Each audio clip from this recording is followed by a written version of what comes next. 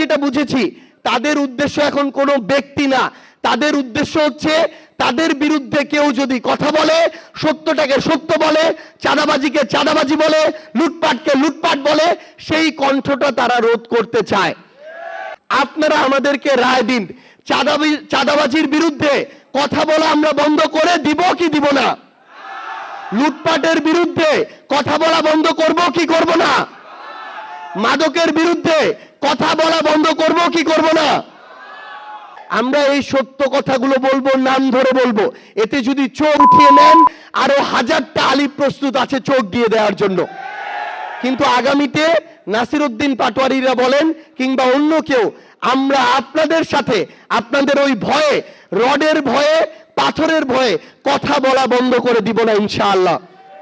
আমাদের প্রতিবাদ একটা কর্মসূচি দিয়েছিল, কেন আমার ভাই আলিফের চলে নিল ছাত্রদল, এটার বিরুদ্ধে।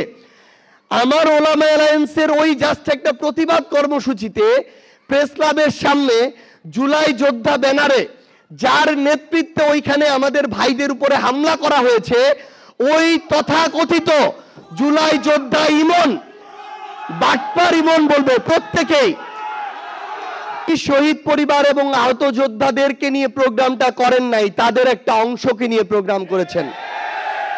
ওই প্রোগ্রামে শুধুমাত্র যারা বিএনপি করে কিংবা যারা অভ্যুত্থানের পরে নতুন করে বিএনপি করার ইচ্ছা প্রকাশ করেছে, তাদেরকে নিয়ে ওই প্রোগ্রামটা করা হয়েছে। আমরা বিএনপি এবং তারেক রহমানকে স্পষ্ট করে একটা কথা বলি, তারা যদি মনে করে যে আওয়ামী লীগ যেভাবে আমাদের ৭১কে নিজেদের মধ্যে কুক্ষিগত করে অপব্যবহার করেছে, প্রশ্নবিদ্ধ করেছে, একই কায়দায় তারা করবে, এটা আমাদের এই ২৪-এর যোদ্ধা আর শহীদ পরিবারদেরকে দিয়ে করানো যাবে না ইনশাআল্লাহ।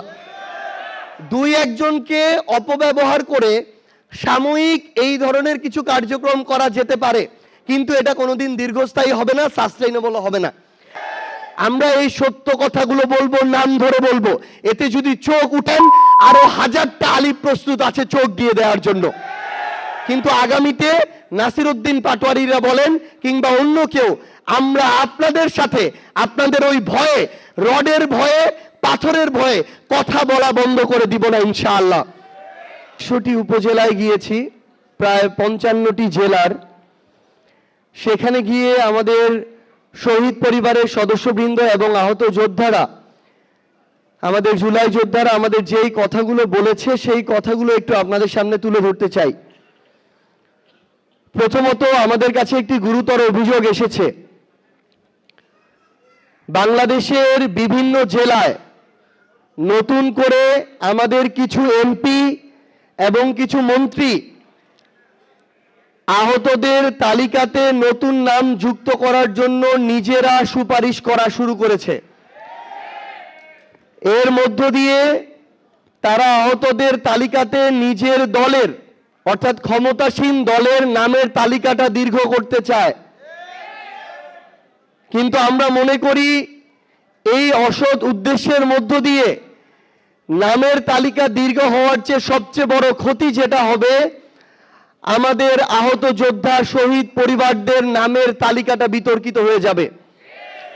১৯৭১-এর পরে বিগত ১৬-১৭ বছরে আওয়ামী লীগ নামে বেনামে টাকা খেয়ে বিভিন্ন স্বজনপ্রীতি দলীয়করণের মধ্য দিয়ে বাংলাদেশের মুক্তিযোদ্ধাদের ইতিহাসটাকে এবং মুক্তিযোদ্ধাদের তালিকাটাকে বিতর্কিত করেছিল। সেই তালিকার এখন পর্যন্ত সংশোধনও হয় নাই, সংশোধনের উদ্যোগও নেওয়া হয় নাই। আমরা আমাদের এই জুলাইয়ের যারা শহীদ আছেন, যারা আমাদের আহত যোদ্ধা আছেন, তাদের কোনো বিতর্কিত তালিকা চাই না।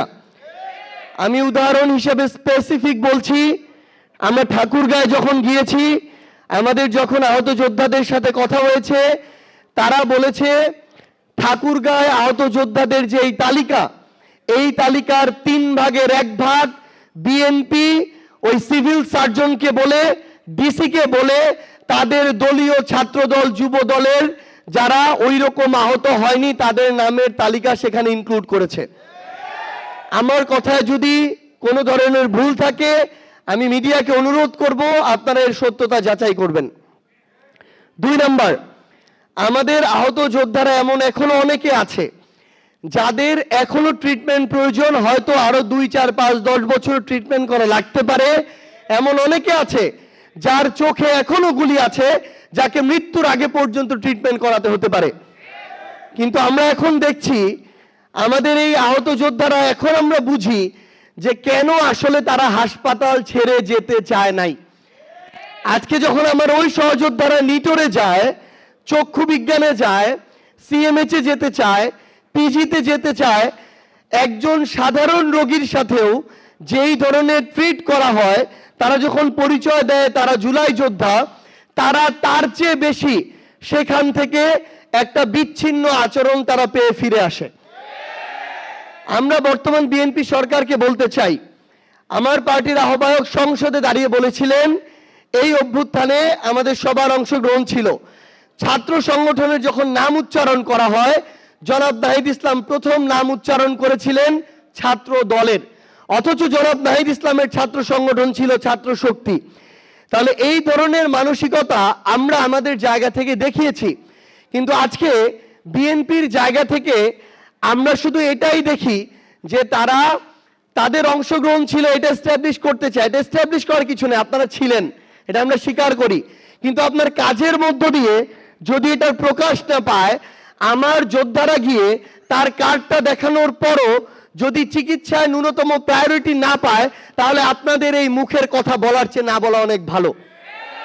আমরা বর্তমান সরকারকে আহ্বান জানাবো, আমাদের যারা সহযোদ্ধারা আছেন, আহত যোদ্ধারা, তারা তাদের কার্ড দেখানো সাপেক্ষে বাংলাদেশের যে কোনো সরকারি বেসরকারি হসপিটালে তারা প্রায়োরিটি চিকিৎসা পাবেন, বিনামূল্যে চিকিৎসা পাবেন।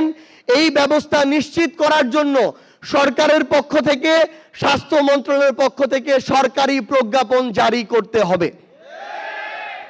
তৃতীয়ত, আমরা কিছুদিন আগে জনাব তারেক রহমান, বাংলাদেশের মাননীয় প্রধানমন্ত্রী, তিনি একটি বড় প্রোগ্রাম করেছেন শহীদ পরিবারদেরকে নিয়ে, আহত যোদ্ধাদেরকে নিয়ে। কিন্তু দুঃখজনক হলেও সত্য, আমরা তার উদ্দেশ্যে বলতে চাই, তিনি শহীদ পরিবার এবং আহত যোদ্ধাদেরকে নিয়ে প্রোগ্রামটা করেন নাই, তাদের একটা অংশকে নিয়ে প্রোগ্রাম করেছেন। ওই প্রোগ্রামে শুধুমাত্র যারা বিএনপি করে কিংবা যারা অভ্যুত্থানের পরে নতুন করে বিএনপি করার ইচ্ছা প্রকাশ করেছে, তাদেরকে নিয়ে ওই প্রোগ্রামটা করা হয়েছে। এবং মঞ্চে আহত যোদ্ধাদের প্রতিনিধি হিসেবে যাকে রাখা হয়েছে, আমি শুধু একটা উদাহরণ দেই। শহীদ পরিবার এবং আহত যোদ্ধা যে দলেরই হোক, তাদের বিরুদ্ধে আমার একটা কথাও কখনো মন থেকে আসে না, বলতে পারি না। কিন্তু আমি একটা উদাহরণ দেই। গত পরশুদিন প্রেস ক্লাবের সামনে আমার ওলামা অ্যালায়েন্সের ভাইয়েরা আমাদের প্রতিবাদ একটা কর্মসূচি দিয়েছিল, কেন আমার ভাই আলিফের চোখ তুলে নিল ছাত্রদল, এটার বিরুদ্ধে। আমার ওলামা অ্যালায়েন্সের ওই জাস্ট একটা প্রতিবাদ কর্মসূচিতে প্রেস ক্লাবের সামনে জুলাই যোদ্ধা ব্যানারে যার নেতৃত্বে ওইখানে আমাদের ভাইদের উপরে হামলা করা হয়েছে, ওই তথাকথিত জুলাই যোদ্ধা ইমন, বাটপার ইমন বলবে প্রত্যেকেই, তাকে তারেক রহমান, আমি শেষ করি, তাকে তারেক রহমান একটু, ওই লোককে তারেক রহমান ওই প্রোগ্রামে জুলাই যোদ্ধার প্রতিনিধি হিসেবে তার পাশে মঞ্চে বসিয়ে রেখেছিল। আমরা বিএনপি এবং তারেক রহমানকে স্পষ্ট করে একটা কথা বলি, তারা যদি মনে করে যে আওয়ামী লীগ যেভাবে আমাদের ৭১কে নিজেদের মধ্যে কুক্ষিগত করে অপব্যবহার করেছে, প্রশ্নবিদ্ধ করেছে, একই কায়দায় তারা করবে, এটা আমাদের এই ২৪-এর যোদ্ধা আর শহীদ পরিবারদেরকে দিয়ে করানো যাবে না ইনশাআল্লাহ। ২-১ জনকে অপব্যবহার করে সাময়িক এই ধরনের কিছু কার্যক্রম করা যেতে পারে, কিন্তু এটা কোনোদিন দীর্ঘস্থায়ী হবে না, সাস্টেইনেবল হবে না। আমাদেরকে যেভাবে ইট রড নিয়ে এসে হামলা করা হলো, আমরা যেটা বুঝেছি তাদের উদ্দেশ্য এখন কোনো ব্যক্তি না, তাদের উদ্দেশ্য হচ্ছে তাদের বিরুদ্ধে কেউ যদি কথা বলে, সত্যটাকে সত্য বলে, চাঁদাবাজিকে চাঁদাবাজি বলে, লুটপাটকে লুটপাট বলে, সেই কণ্ঠটা তারা রোধ করতে চায়। এখন আপনারা শহীদ পরিবার আছেন, জুলাই যোদ্ধা আছেন, আপনারা আমাদেরকে রায় দিন। চাঁদাবাজির বিরুদ্ধে কথা বলা আমরা বন্ধ করে দিব কি দিব না? লুটপাটের বিরুদ্ধে কথা বলা বন্ধ করব কি করব না? মাদকের বিরুদ্ধে কথা বলা বন্ধ করব কি করব না?